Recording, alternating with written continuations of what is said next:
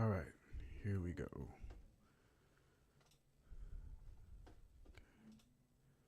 Let's test it out real quick.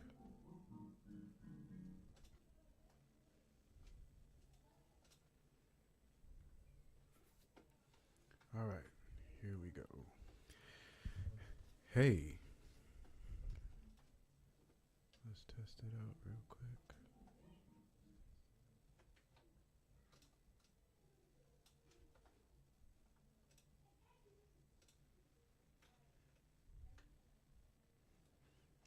All right, hey, what's going on, everybody? It's David here, and I am excited to be with you guys. So, tonight, hey, I'm just taking questions. If you have any questions about how to grow in your piano journey, you questions about passing chords, questions about worship piano music, questions about anything, whether you feel like the questions are basic and simple.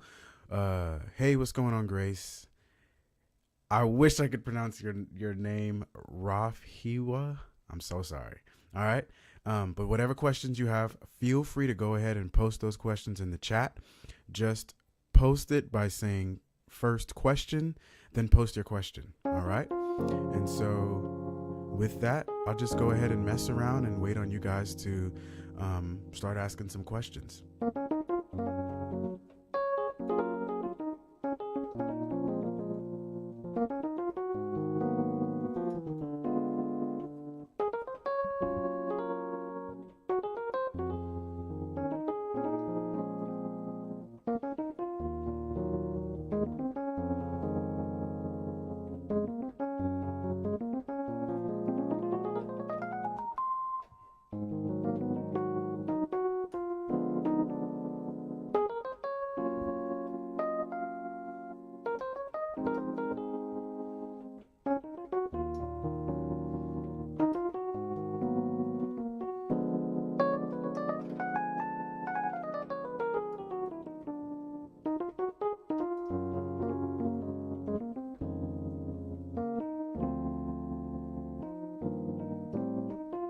You guys got any questions? Go ahead. Feel free to post them in the chat section.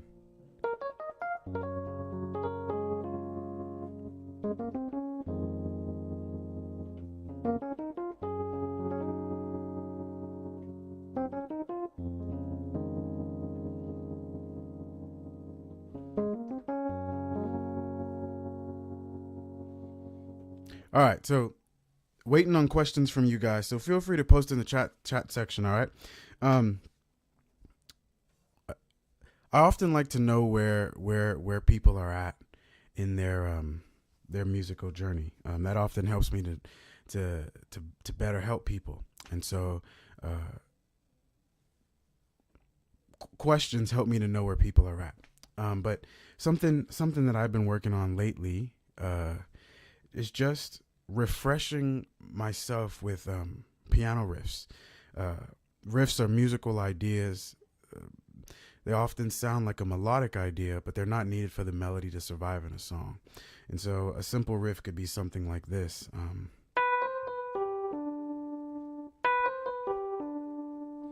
And I'm in the key of C. And so you can play that simple idea over any chord. So you can play that over a chord like this.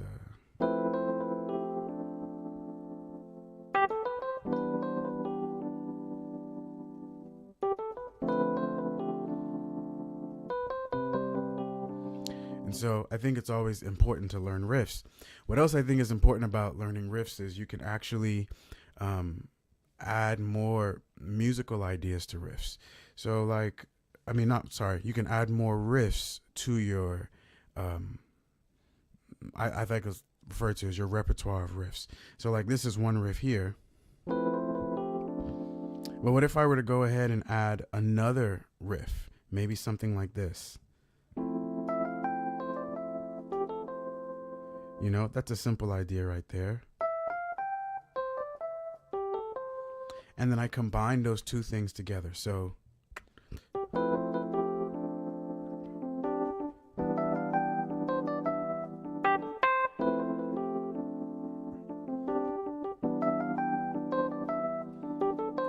what if I added a third riff to that, right?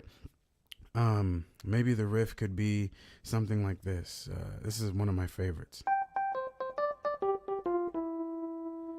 And just telling you the numbers for those, that would be a 5 5 1 1 2 2 5 5 4 3. So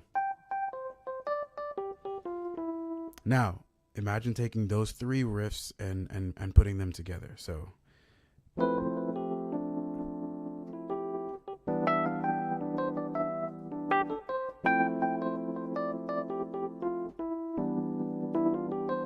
I added a fourth riff right there. So something I like about riffs are you can just take these little musical ideas, memorize them, and then when you combine them with other riffs, it helps you to be play more freely on the piano. And so right now I probably have maybe somewhere around 10 riffs in my arsenal. And I actually have a free chart that you could download with different riffs. And so you can check that on the Play Creatively website, and it's absolutely free. Anyway, I'm assuming some of you guys just coming in and out, but if you have any questions, please feel free to drop your questions in the chat, and I'll be more than happy to answer any of your musical questions.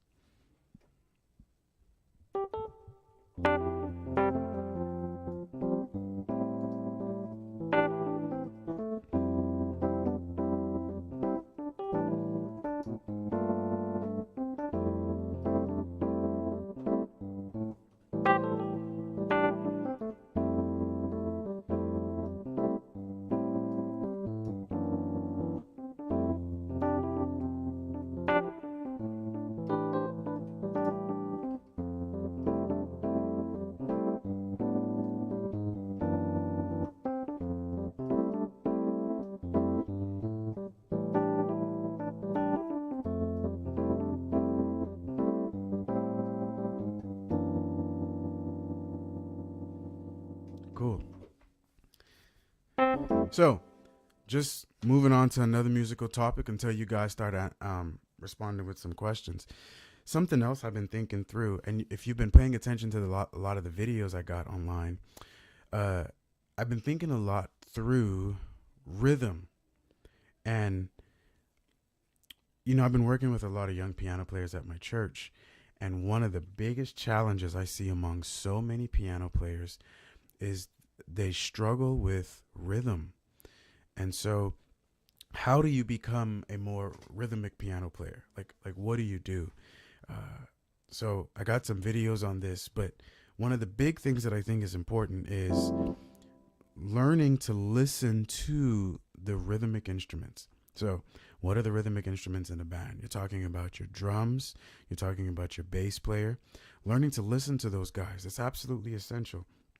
And then when you're listening to them, you're listening for the pulse of what's happening in the music. And so let's say we take a certain beat, one that goes like this: boom, cat, boom, boom, cat, boom, cat, boom, boom, cat, boom, cat. All right. What am I listening for as a piano player when I'm hearing something as simple as that, right? Boom, cat, boom, boom, cat. I'm listening for the kick. I'm listening for the snare. And I try to match what I'm playing on the piano according to that, all right? I'm trying to match that. So I might play in my left hand the kick. So, right? Boom, boom, cat. Boom, boom, boom. That's what I'm going to do with my left hand. I'm going to try my best to match oftentimes the kick. And then in my right hand, I'm going to often match the snare, okay? So you're going to get something like this. Boom, cat, boom, boom, cat, boom, cat. Now that may seem really simple, almost like, but imagine going to different chords with that same idea. So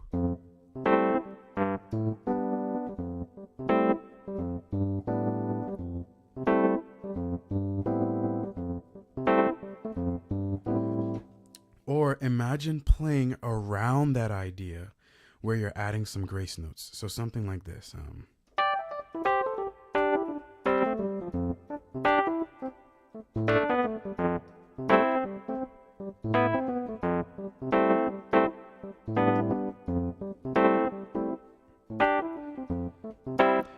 The fundamentals of that are me attacking when the snare is attacking. So boom.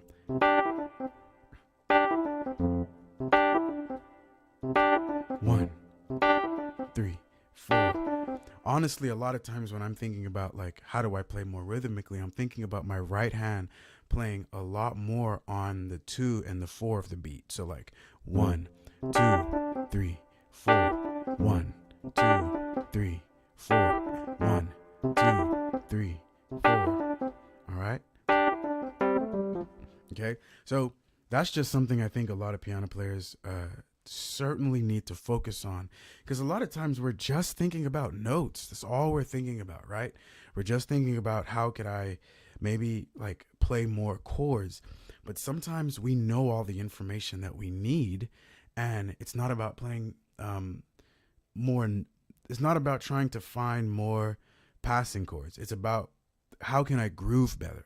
Like so much of us just need to groove better. And so I think that'll help us grow in a lot of our journeys, right? So I think grooving is an essential thing. Hey, I'm assuming many of you guys just passing through. If you have any questions about playing the piano, passing chords, substitutions, inner voicing movements, you feel like whether your questions are basic, whether your questions are, you feel like they're complex, go ahead, drop them in the chat. I'm more than happy to answer your questions.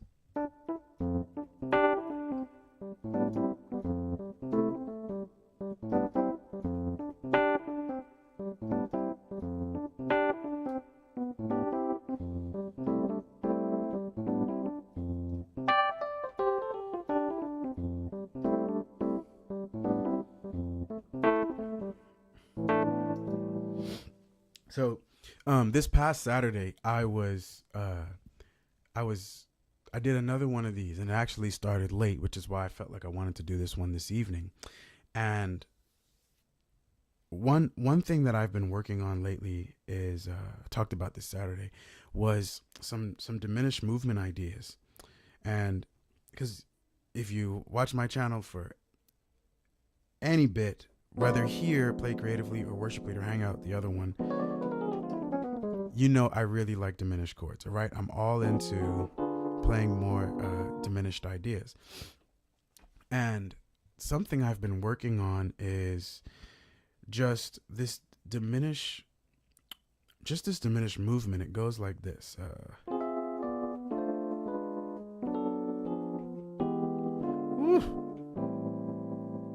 I'm doing all of that to get myself to an A minor. So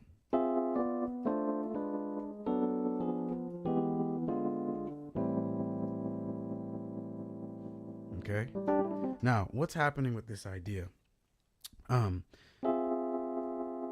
Really, this is how. So, how do you use diminished chords to as a passing chord, right? Well, one of the first ways many of us learn how to use a diminished chord is with you playing a diminished chord that's going to a minor chord. And so in this case, I'm still in the key of C, and I'm going to use a diminished chord here. The diminished chord is going to be A flat. That's going to go to A minor.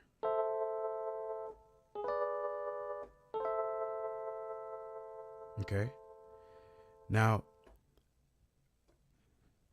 the way I would find the diminished chord that's going to go to the minor chord is that I'm going to know which minor chord I'm going to. So here I'm going to A minor. And then all I'm going to do is I'm going to go one half step down. So I'm going to go a half step down to A flat. So A flat to A minor. Okay. So once I find the note that's a half step down, I find my diminished chord. And then oftentimes I'll play a full diminished. So to find my full diminished chord, notice I'm only playing 3 notes.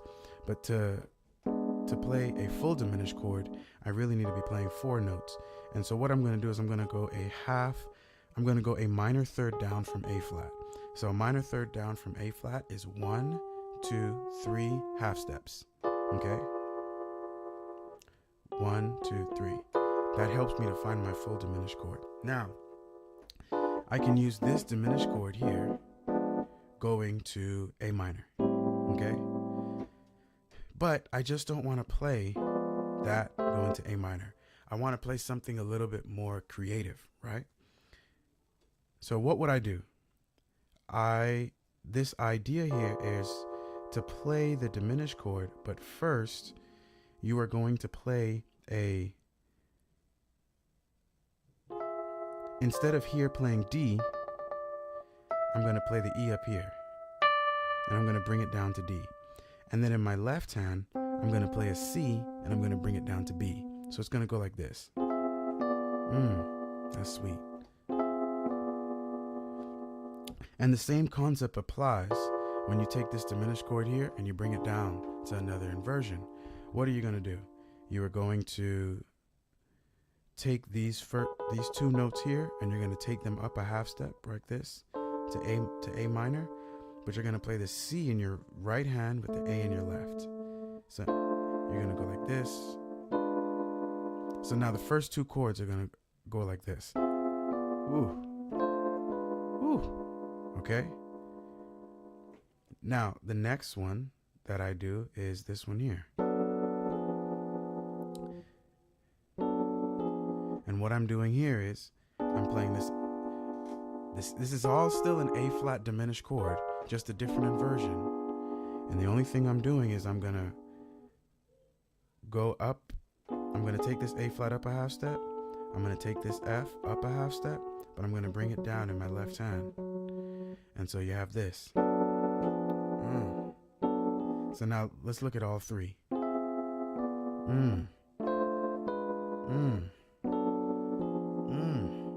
And then the last one is this one here. Now I won't explain the last one because the idea is for you to understand the concept. So I want you to work that through because you should understand the concept from the first others. So now let's take a song. Let's see. Let's I don't know. The first song I thought of was one of them was "What a Friend We Have in Jesus." So.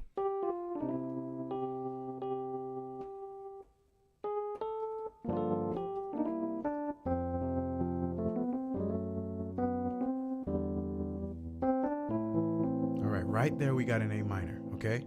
So now how are we going to apply this in What a Friend We Have in Jesus? Now you guys are really going to see my process because I've never done that move for this song. So let's see here. What a friend we have in Jesus. Right here is where I'm going to add it. On the all, I'm going to play that move. All our sins. Woo! Goodness. Oh my gosh, I want to turn my piano up so I can hear it better. Let me do it again. What's going on, K2 da G? Hey, bro, go ahead and drop me a question in the chat. Let me know.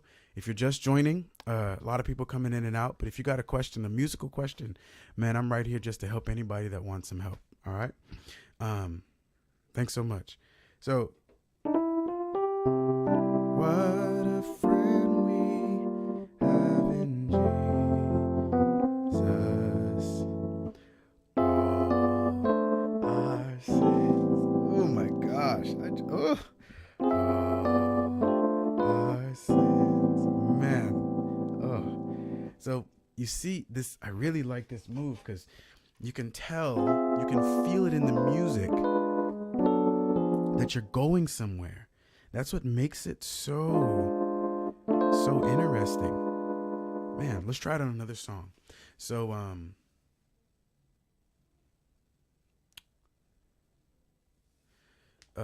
let's try it on another song. So let me think of another song. What a Friend We Have in Jesus. So 'Tis So Sweet. All right. 'Tis so sweet to trust in Jesus. Just. Okay, right there I'm going to play just. So I found my A minor. So what am I going to do? I'm going to figure out how to play this diminished idea on that to get to that A minor. So, 'tis so sweet to trust in, woo, Jesus. Woo. Just, let me see if I can play some more of that idea to it. So, 'tis so sweet to trust in Jesus. Just, oh my gosh. So, oh my goodness. 'Tis so sweet to trust in Jesus. Actually, trust. I want to start it on trust. 'Tis so sweet to trust in Jesus. Oh my gosh, it got me so excited. Man, golly. All right, look, you want to learn this move? I got a course coming out. First off, I've taught it on YouTube a ton of times, but I have a course coming out with a ton of diminished ideas that break down these concepts really slow. So I certainly recommend you check it out. All right, Grace, you went and asked me a question. Awesome. How to build chords in a pentatonic scale. Okay, how to build chords in a pentatonic scale. So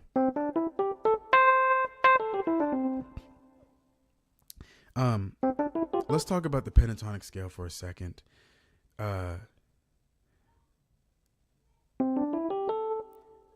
So a pentatonic scale consists of 5 notes. It really consists of, so let's say we're going to play a C pentatonic scale. It would be C, D, E, G, A, C. And so your question is how to build chords on a pentatonic scale. Well, what you're going to do is, I just like to build chords in thirds. So for example, if I know that all of these notes make up the pentatonic scale, what I'm going to do here is I'm going to just examine all of these notes, and I'm going to move what's in the middle. So here between this C, D, and E, I'm going to take out that D, and then I'm going to have a G over here. So I know that I have a C chord within the pentatonic scale. Okay, now I'm going to go to my next note within the scale, which is D, and I'm going to try to build a chord from this D note. Okay, so let's try that. D. Now I'm going to skip this E for now. We got a G, and then there's really nothing but C. So that would be my next chord within the pentatonic scale, but that's not really pleasant. So what I found with the pentatonic scale is that I don't build chords using the traditional way of thirds, which what we would do in a major scale, which is, in a major scale we would play a note, then skip a note, then play a note. Sorry, play a note, skip a note, play a note, skip a note, play a note. That would give us a chord. We do it on the next note. Play a note, skip a note, play a note, skip a note, play a note, right? And we would do that until we realize we have these triads going up the scale. For the pentatonic scale, you can't actually do that. Okay? So the only way I've been able to build chords in the pentatonic scale is by only playing 2-note chords, rather than thinking I need to play full chords. So or 3-note chords. So what I might do is, in the pentatonic scale, and for me I build them going down, is I might play a C and a G, going to A and E, going to D and G, going to C, E and C. So, and I would play that going up and down different octaves. Okay? So,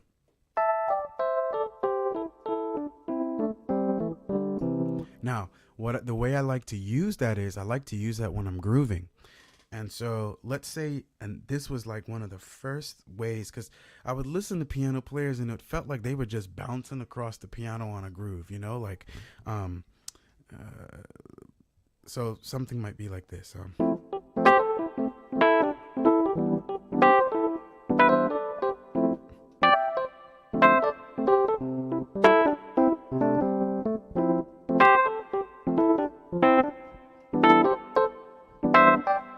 So that was one way I found, was that all I'm doing is just playing those 2-note chords from the pentatonic scale. Now I find that I don't do it in C often. What I find is that I do it in E flat a lot. So it'll be more like this.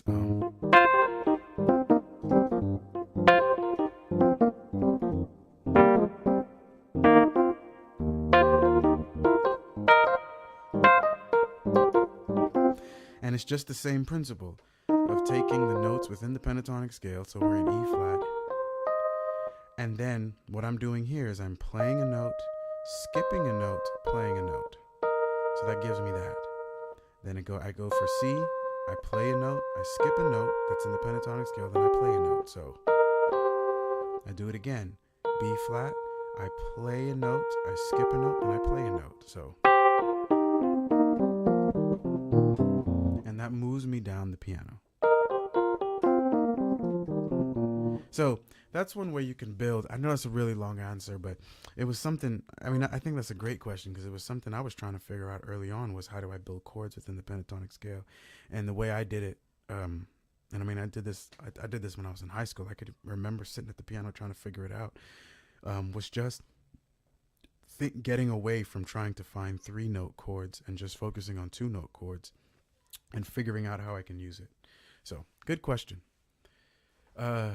So Kevin, you said, I'm signed up on your course, practice your stuff every other day when I can get in that practice time. Dude, that's awesome, man. For real. That's really awesome. Oh man, thanks for checking out the video too. So Kevin's saying, I usually use sus2 and sus4 chords rather than using the pentatonic scale. Curious to know what you mean by that. When you say you usually use sus2 and sus4 chords, I'm wondering if you're saying because when you're playing when you look at the notes in the pentatonic scale, if we're back in C, you might play this because you know that those are the notes that are part of the pentatonic scale, rather than, I don't know, rather than this, I guess. So yeah, it's the only thing I can think of. Or like if you're playing, if you go to the D, you can play a D sus2. Okay, I see that. That's pretty cool, man.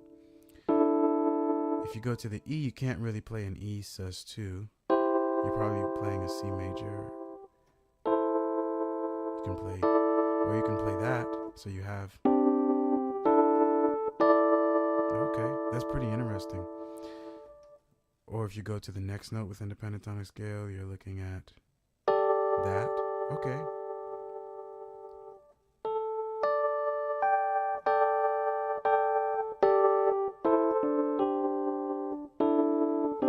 Yeah. Never really thought about, man, using sus chords as a part of the pentatonic scale. But that's pretty cool.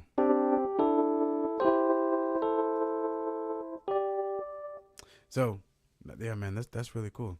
So, hey, guys, if you got other questions, feel free to drop your questions in the chat, man. I'm just here to help. Probably be here maybe another 10, 15 minutes or so. So go ahead, drop your questions in the chat. Let me know how I can help you in your piano playing journey. So you said to groove or to improv. That's how okay, that's cool, man. To groove or to improv, I use the pentatonic scale in the guitar. Okay, so you play guitar as well. That's cool. That's actually something I've been working on doing, man, is learning how to play the guitar. Yeah. That's cool. Now you make me want to like sit down to the piano and try to like think through this, you know?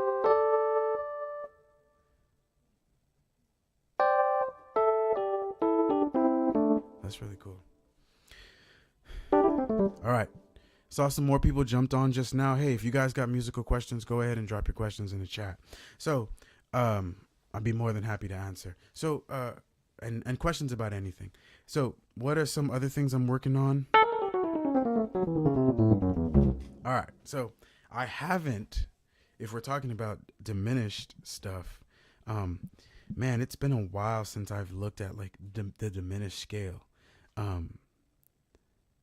but I can show you how I use it, because it's my favorite scale for a run by far, and honestly one of my favorite scales to solo from. And so let's talk about it. So I have a buddy. His name is Josh Howard. He's an amazing musician. He's a great bass player. You should look him up on YouTube. Seriously. His videos are absolutely phenomenal. Like, I mean, and just the nuggets of information that this guy offers, it's really incredible. So Josh taught me taught me the diminished scale back in college, and this is how he showed me how to find it on the piano. He says, what you do is you look for so let's say we're going to find the diminished scale on D. He says you play the first 4 notes of D minor scale.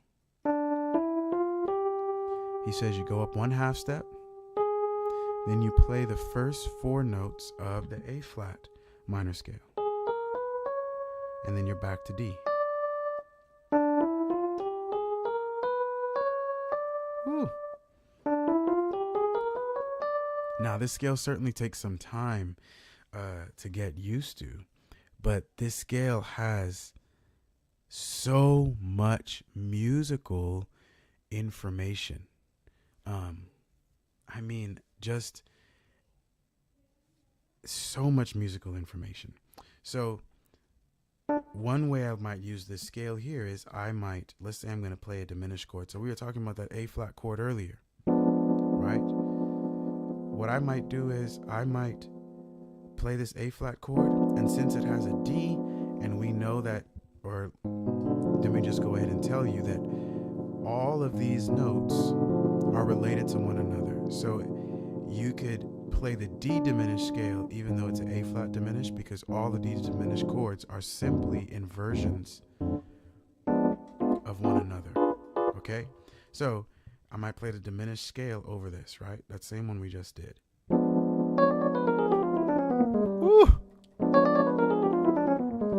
Okay? And I just did that same scale walking down.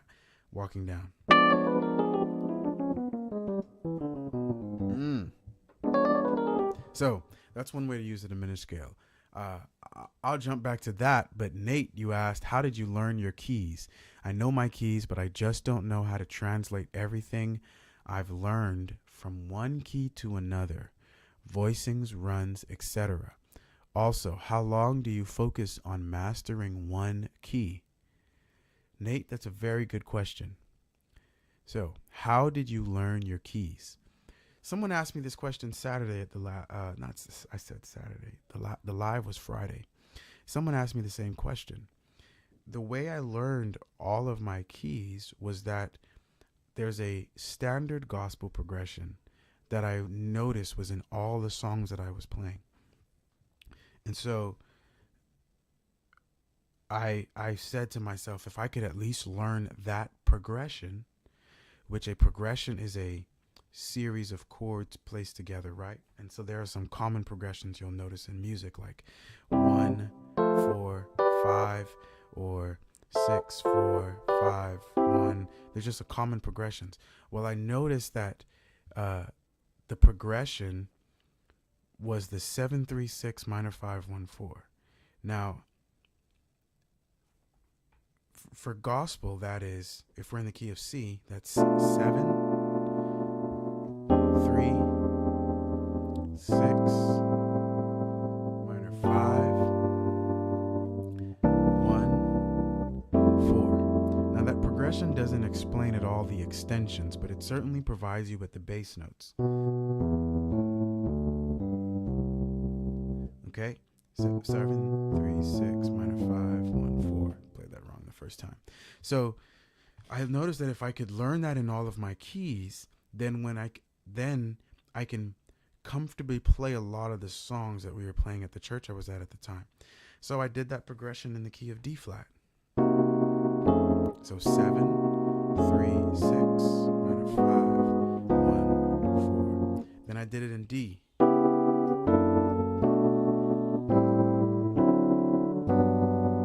And then I did it in E flat.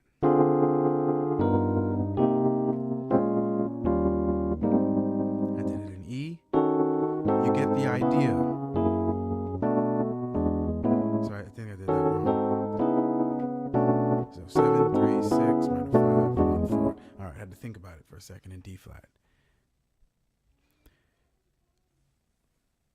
Yes. So Joseph Phil, you asked if am I answering questions? Yeah, go ahead, drop a question. Anybody can ask a question. More than glad to help. So that's how I learned to play in all my keys, Nate. Is I learned this standard progression, and then I learned it in all of my keys, even in the difficult key of B. And so I would recommend you learn that progression. So if you go on YouTube and you type in, actually I'm gonna go ahead and drop it in the chat, so you can see which video I'm talking about here. The video,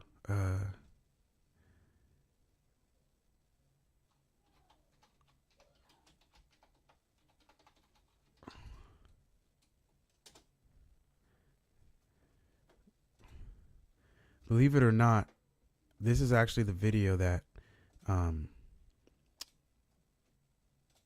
caused my channel with my buddy Chad to, it was a big part in why it blew up. So here it is. So that's the video there. So that's the video where I talk about this progression, and then you can download the chart. Also on the web, in my course on my website, I dive into this progression further. I actually explain it in all of the keys. And so that was a big help in me learning how to transpose in all my keys. Another big thing, Nate, and I felt like I took a long time answering that question, is to learn your numbers. So once you know your musical numbers, so what I mean by that is this: if we're in the key of C, in C is 1, D is 2, E is 3, F is 4, G is 5, A is 6, B is 7, and C is 1. Okay? Each of these has a number. Each note in a scale has a number. If you learn your numbers, then you could transpose them into other keys.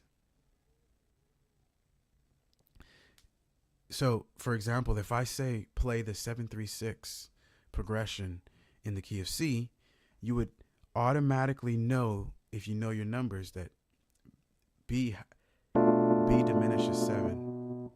Normally we would say E minor 7 or E minor is 3 and A minor 7 is 6.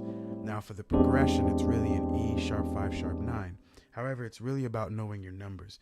And so then you could transpose that into other keys. So for example, let's say play the 7-3-6 in F. If you know your numbers and I say you can play E minor 7 flat 5 or E half diminished 7 to A 7 flat 9 to D minor 6, 7, 3, 6. So it's really important to know your numbers. That'll help you transpose, especially when you're learning something new, into other keys. All right. Nate, you ask, did you have a notebook where you would write all your chords? Yeah. I had a basic notebook, basic keyboard. The first keyboard I had, dude, was trash. Absolutely trash. It was so bad. We're talking like 20 years ago. The keyboard only had 49 keys, and it wasn't even touch sensitive. What does that mean? I can play a note, and it didn't matter how soft or how loud I played that note. It all played at the same volume. It was straight trash. But yeah, I just had a notebook, and I would write down all of my chords. So whenever I practice, like let's say I learned the 7-3-6 minor 5-1-4 in the key of C, I would write all those chords. And then when I figured what they were for D, I would write them all out for D. When I figured what they were for A, I would write them all out for A. And then every day I would just come to the piano and I would just practice progressions. And I would just practice different progressions. So that was really helpful for me.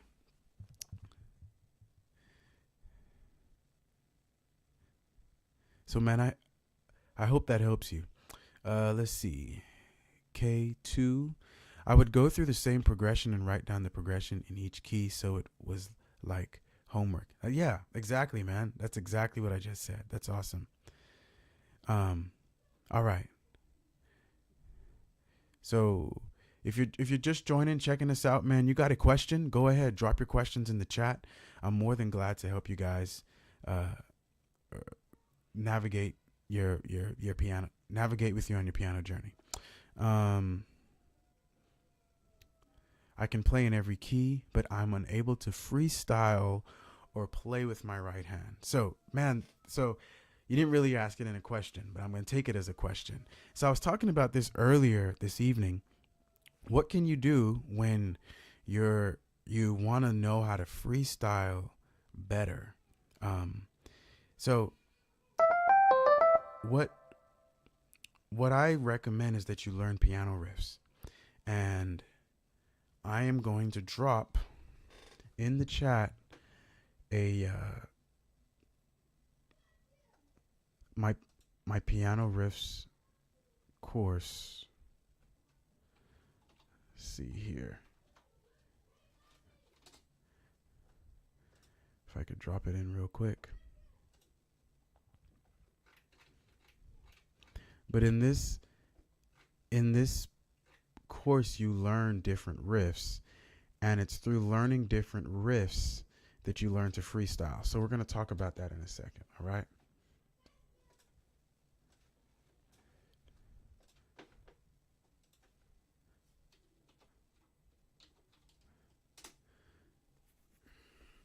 So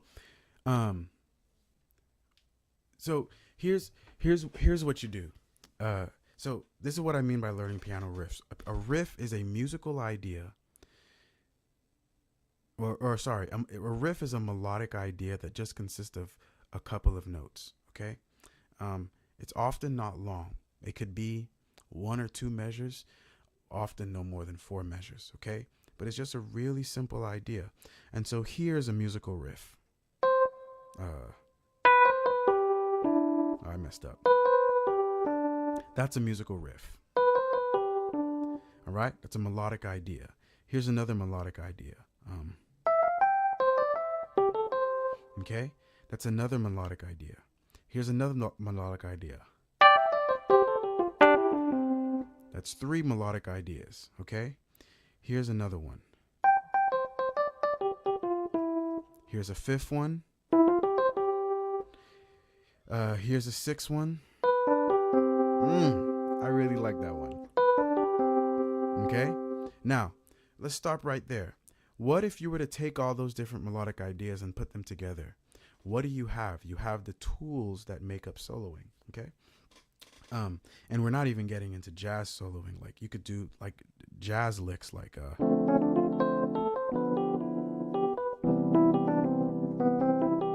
right? We're not even talking about that. We're just talking about stuff that's even simpler. Just take all of those and put them together. So we got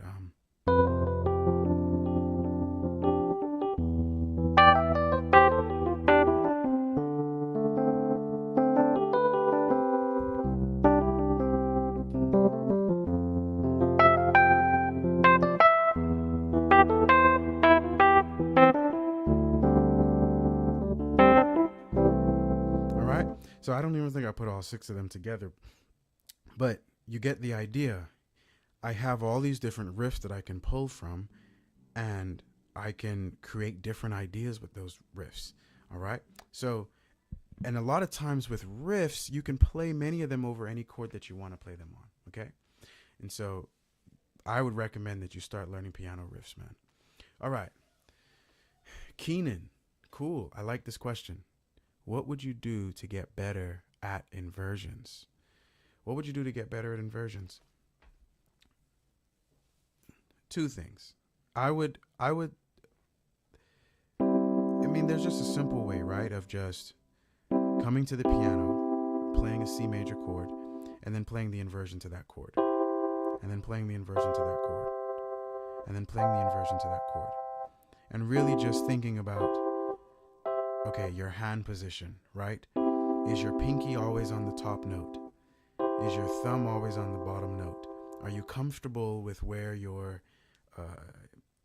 index and ring finger are, right? And doing that. But that's not what I'm assuming what you're asking, because I think you might, I do that all the time. what you probably were asking is, how do I get comfortable with different inversions in a song versus, we can play a song like this.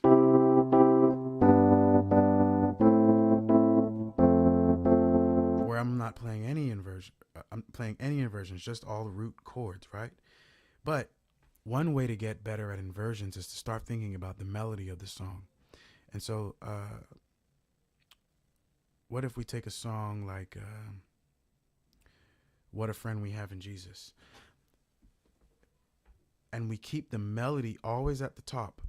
That will force us to play the inversion of the chord at the bottom. I think this is the best way to get better at inversions, all right? And so the way to do that would be, let's see, what's the melody?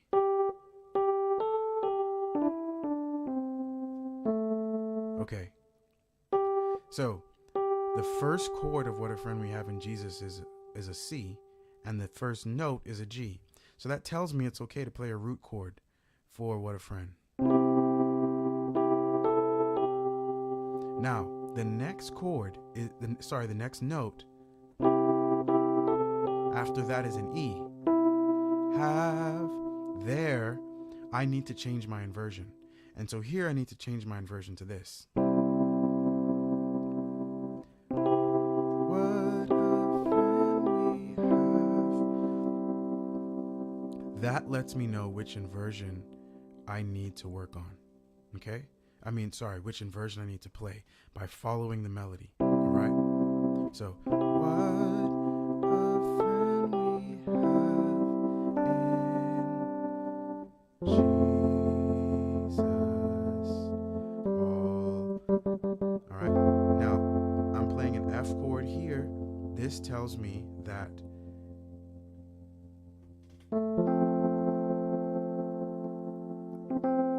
I'm playing an F chord and the melody is a C. So it tells me that it's okay for my inversion to be, or not even the played inversion, but the root position, because the C is on top. Jesus has all our sins and griefs to bear. Now that's really tricky. Sins, look at this inversion. I'm following the inversion of, I'm following the melody. Sins, and I'm following the melody. Griefs to, that was root position, following the melody. To bear. All right, and bear, I'm playing a G chord. D is in the melody, so it's okay for me to play a G in root position. Okay, so that will help you become much better. It was one of those things that catapulted my playing, was just realizing, wait a minute, I should play the melody of the chord. I should keep it on top, and that will help me to know which inversion I'm going to play. All right, that was absolutely essential. That's a very, very good question. What would you do to get better at inversions? All right, is keep the melody at the top of the chord, and then play all the other notes for the chord at the bottom of the chord. All right. Yeah, keep the melody at the top. I'm just answering Jace Phil. Keep the melody at the top. It will force us to play inversions. So K2, hey guys, if you're checking me out right now, or you're on, go ahead and feel free to drop some questions in the chat. I'm more than glad to help you in your journey.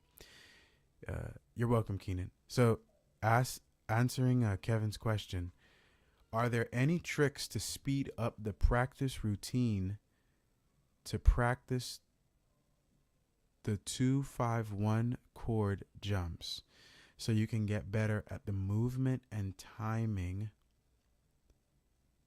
faster? Okay, any way to speed up learning 2-5-1s? Very, very, very good question. So, Kevin, you told me you're a member on the website, right? And so, in one of the exercises on the website, in the exercise section, in the chart section, there's actually some 2-5-1 exercises, and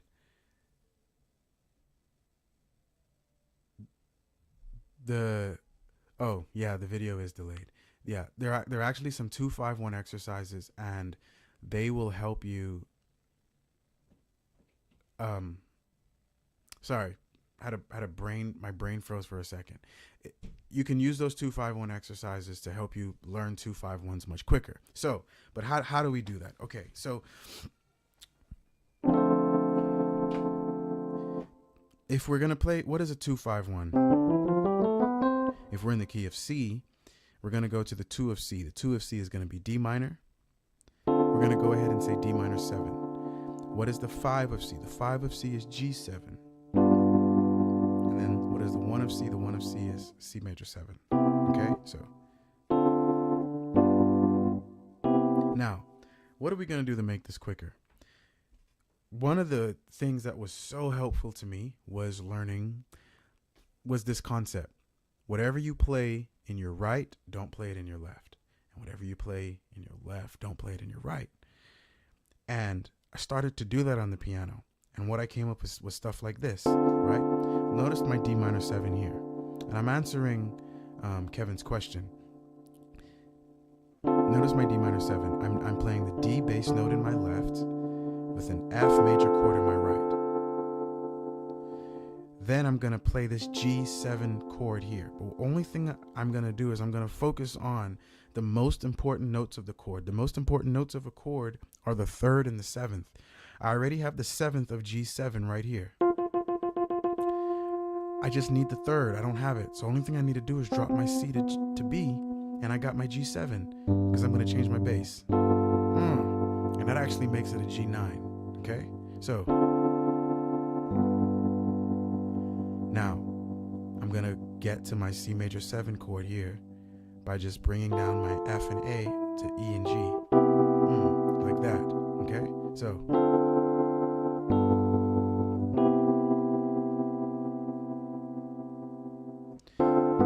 So what's a way that you can practice 2-5-1 chords is, you said jump. So I'm gonna say that you shouldn't jump around really, but really you should practice inversions for your right hand and your left hand. So we looked at this as being D minor 7 without the D, because we're gonna play it in our left. And the only thing that we need to do is drop to this B so we can get the G7 and really makes it G9 to get to this C major 7 right here, like that. Right? So that's something we can do for our left hand, okay? Now we can practice different inversions of that. So, sorry, I said for our left hand, but for our right hand. Now we can practice different inversions of that. So like, this is D minor 7. What would I do to get to a G7? I would do the same concept as I would bring this to B right here. And I'm playing the G in my left. And then the only thing now I got to do is find the notes that are important for C major 7, right?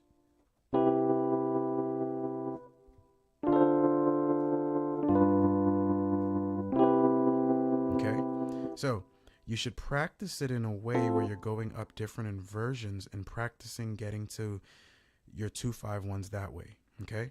So like if I were to go up to, so we did it like that. So let's practice where the D minor 7 was like this, with a D 9, okay? So I'm playing an F major 7 in my right hand with a D in my left. What am I going to do? I'm going to bring the C down to B. Oh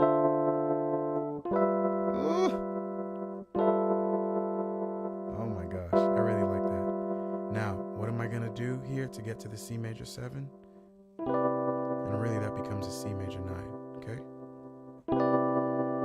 So that's something we practice for our right hand, but it's also something we practice for our left, okay? The same thing for my right hand. It's actually the same movements. So this is my left hand here. So D minor 7, G7 without the G. Now we're moving into something called rootless voicing because I don't have the root anywhere. And I'm playing a C major 7 like that. still a 2-5-1. Okay? All right? Or I can do it in a different position. This is still D minor 7.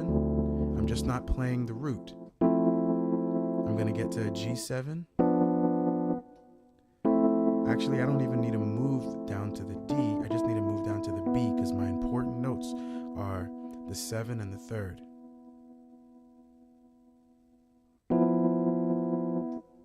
So, but there's no root.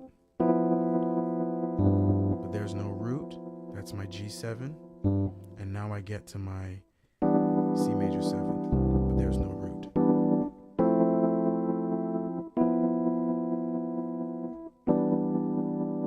Okay? So, that's absolutely essential, is learning rootless voicing for your right hand while holding down the bass notes. So whatever you play in your right, you don't play it in your left. And then learning rootless voicing for your left hand. Because what happens when you learn rootless voicing for your left hand? You actually are freed up to solo. You're freed up to play some melodic ideas in your right hand. So like, I might play this idea in my right hand. So I'm playing a D minor 7 to a G7 to a C major 7, okay? And notice there's not much movement. With this D minor 7, the only thing that's happening is my C is coming down to B. So, and then to make a C major 7, now I am moving a bit for that. So, but now watch my right hand, because I can do some creative ideas.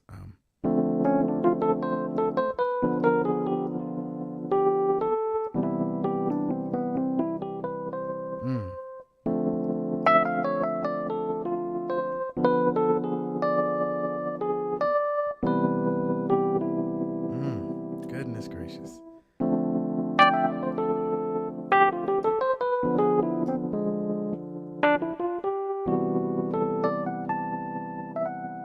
Right? So when you learn voicings for your left hand, you learn how to chord in your right hand, then you can free up your right hand. Man, your left hand. You learn voicings for your left hand. Then you can free up your right hand to do some pretty cool ideas. All right? All right. Feel free to go ahead and ask some more questions in the chat. More than happy to help you on your journey. I play chords with my right hand, and I only have played bass with my left. I have not learned to play chords with my left. Is there any other thing I can do other than just play chords with my left? All right, let me read that again. I play chords with my right hand, and I only have played bass with my left. I have not learned to play chords with my left. Is there any other things I can do other than just playing chords with my left? Okay, I follow. Good. Yeah, it's a good question, man. All right, what can you do to play with your left hand, right?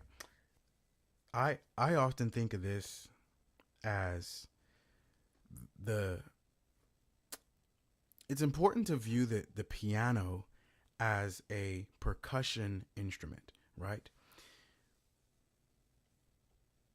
What do I mean by that? Well, a percussion instrument is an instrument that you strike, but it's also a rhythmic instrument, right? An instrument designed to play rhythm, to establish the groove. We don't think of the piano as a percussion instrument, but the piano actually is a percussion instrument simply because you strike it. Okay. Now, why do I say that? Because if we're thinking about the piano as being an instrument where we groove on, then that changes our perspective from just thinking about chords. Because as piano players, we're always just thinking about chords, but we're not often thinking about groove. And so here's what I think you can do is begin to think about the bass drum as being your left hand. And so I was talking about this earlier, but the if you listen to a drummer might play a groove like boom pakat, boom boom kat, boom pakat, boom boom kat, boom pakat, boom boom kat, right? The drummer might play a groove like that, and you can apply that same bass into your left hand. So like boom cat, boom boom cat, boom cat, boom boom cat, boom cat, right? So that's something you can do with your left hand, is begin to think about your left hand as being the bass drum, okay? And then you can think about the notes of the chord as being supplemental to the bass drum. So like boom cat, boom boom cat. I'm playing an F chord here. So boom cat, boom boom cat, boom cat, boom boom cat. Okay? That's something you can do. Then you can think of the other notes of the chord, like the extensions, and a way to add them better, right? So like boom cat, boom boom boom cat, boom boom.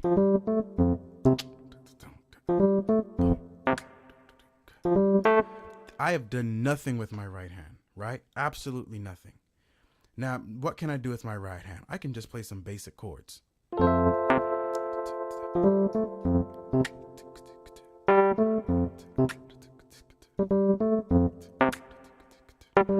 Okay? So begin to think about the bass drum. Now, it's important to, you might be wondering, man, I don't play any music with that type of rhythm. It's not about really that particular rhythm. It's really just about learning whatever genre of music you play. There's a rhythm that's associated with that. So if it's like worship music, very common in worship music is like boom cat, boom boom cat, right? So like you can do this. Boom cat, boom boom cat, boom cat, boom boom cat. Okay? So just try to figure out what's going on with the bass drum and then try to apply it to your left hand. That'll be really helpful for you. Another thing that I like to do is I like to play arpeggios in my left hand. And so this is really popular more so for like worship music. Let's say we take a common progression, which would be so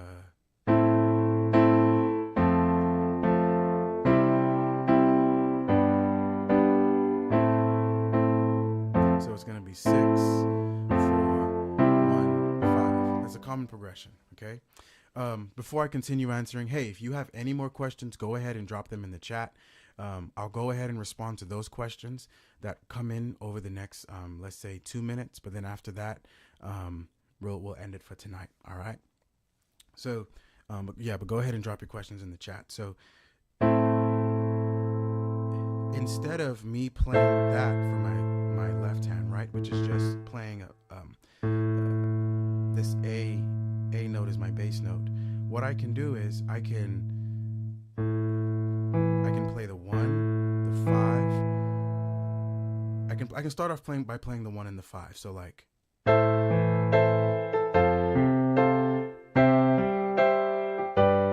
so what I'm doing there is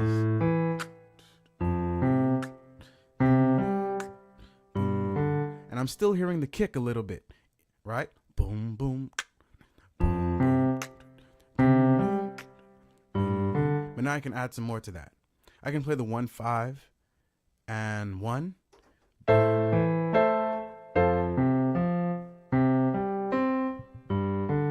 So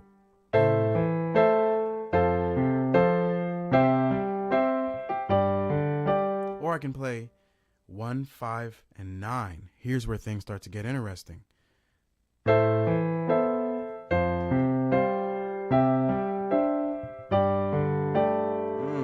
Things start to get really beautiful there, okay? I can play 1, 5, 9 going back to 1. So 1, 5, 1, 9, 1. All right, that's what that is, okay? So what's happening there?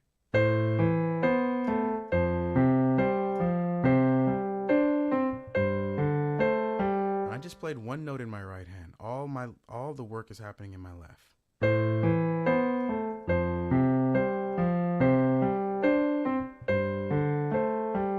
Now imagine if I add, now we were talking about this earlier, and it's important to understand this, okay? You're trying to always apply multiple concepts when you play music. You're not just applying one concept. So remember that concept we were talking about earlier with regards to piano riffs? Now imagine if we apply some piano riffs and some these left-hand arpeggio ideas. Let's see what happens.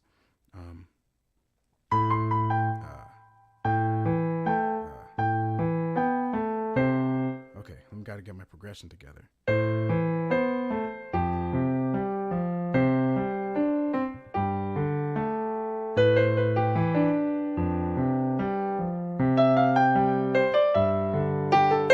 Now, my right hand had some ideas, my left hand had some ideas. If I started playing those all together, and now we got a lot of creative movement happening, okay? All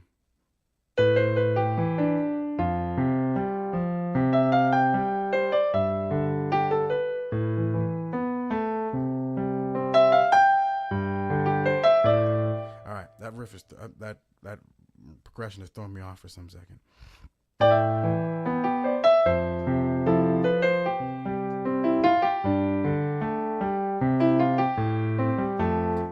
Progression throwing them off. Anyway, hope you understand the concept. It's really about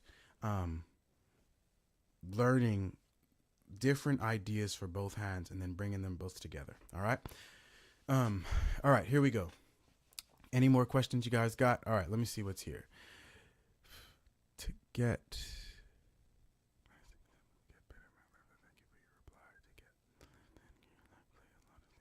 Hey, Kevin says to get left-hand grooves, I play a lot of Stevie Wonder songs like Superstition. Dude, that's awesome.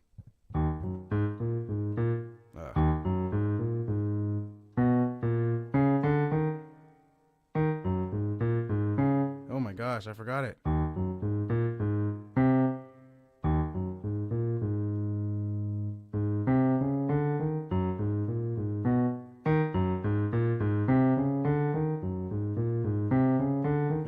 Since I played that. All right. Hey David, the left hand improv idea. Would you ever play that movement as bass fifths to sound more dynamic? Yeah. Do you mean like this? Or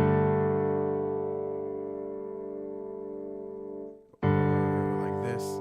Yeah. I think that's totally fine if I'm understanding your question correctly. Yeah.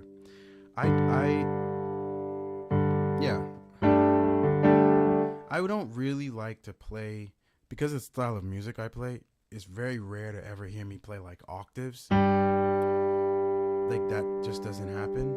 Very rarely do I might play like a fifth either. But there's nothing wrong with it. I think it's cool, you know? I might play something like that more than I would just play the fifth. Okay? So more like a 1-5-9, but that's cool. All right, guys, I don't see any more questions. So thanks so much for chilling with me this evening. I hope you guys have a great evening. Hey, if you haven't checked out Play Creatively, I certainly recommend, man, you check it out. You can find everything you need to grow in your piano playing journey. I'm going to drop a link in the chat. You can get, man, there's tons of courses on here, and I'm actually pushing out some new content in a couple of months, and you can get it all for like really a low price. It helps to support, no joke, it helps to support me. It also helps to keep the channel going. So certainly recommend it. But thanks again, and you guys have a great evening. Oh, one more thing. You want to stay in touch with me? Many of you guys are like from other countries, and so you could join the WhatsApp group. See if I could drop a link in there for you real quick.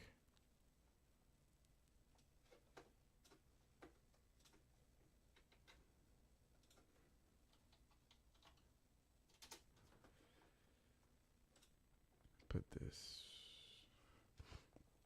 JacePhil06, when is your next live? Okay, let me ask you guys a question. It's only a couple of y'all online.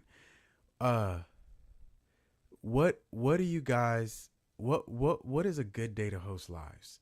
Um, I am very curious. This is new for me, and so I'm just curious. Like, just post a date and morning, evening. When is a good day to host lives? Y'all let me know. Because I'm still, because you asked when the next live is, but I honestly I really don't know. The reason for that is I'm just testing this out. So we did a live this past Friday, and that live was at 11 a.m. Central. And then I'm trying out a live this evening, and just to see what it was like. That live actually had a whole lot more people, but y'all let me know. Like, y'all just drop it in the chat. Let me know when is a good day to host a live. But let me get the link for my WhatsApp group for you, so you can join, and just to stay up to date.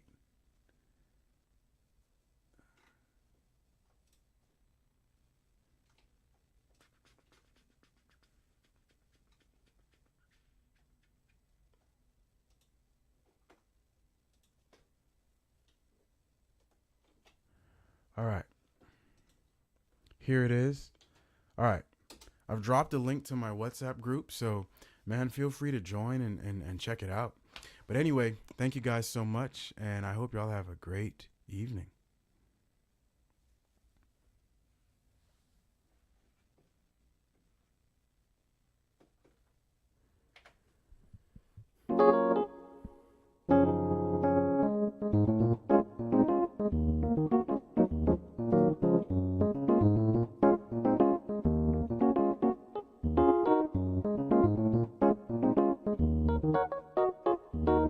I hear that question, Kevin. I mean that comment. That's a good suggestion.